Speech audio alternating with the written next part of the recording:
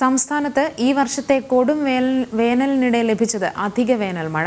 ഇത്തവണ വേനൽ മഴയിൽ 40% വർധനവുണ്ടായെന്നാണ് കേന്ദ്ര കാലാവസ്ഥാ നിരീക്ഷണ വകുപ്പിന്റെ കണക്ക്. മൺസൂൺ മഴയും കഴിഞ്ഞ വർഷത്തേക്കാൾ കൂടുതൽ ലഭിക്കുമെന്നും കാലാവസ്ഥാ നിരീക്ഷണ കേന്ദ്രം അറിയിച്ചു.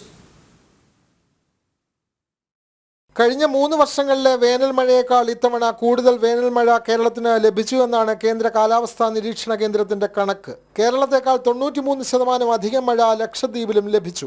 സാധാരണ ഈ കാലയളവിൽ ശരാശരി 34.74 സെന്റിമീറ്റർ മഴയാണ് സംസ്ഥാനത്താകെ ലഭിക്കുക.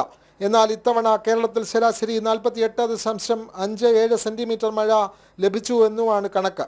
ആലപ്പുഴ ജില്ലയിൽ 92% വേനൽ മഴ ലഭിച്ചു. തിരുവനന്തപുരം 82, എറണാകുളം 74 എന്നിങ്ങനെയാണ് വേനൽ മഴയുടെ ജില്ല തിരിച്ചുള്ള ശതമാന കണക്ക്. മാർച്ച്, ഏപ്രിൽ മാസങ്ങളിൽ കൊടും ചൂടിൽ വെന്തുരുകിയ സംസ്ഥാനത്ത് മെയ് 2ാം ആഴ്ചയോടുകൂടിയാണ് വേനൽ മഴ ലഭ്യമായത്.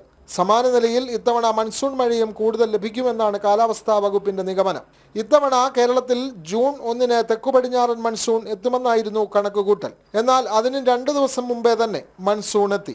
കഴിഞ്ഞ വർഷത്തെ അപേക്ഷിച്ച് 10 ദിവസം മുമ്പേ ആയിരുന്നു മൺസൂണിന്റെയും വരവ്. ജനം, തിരുവനന്തപുരം.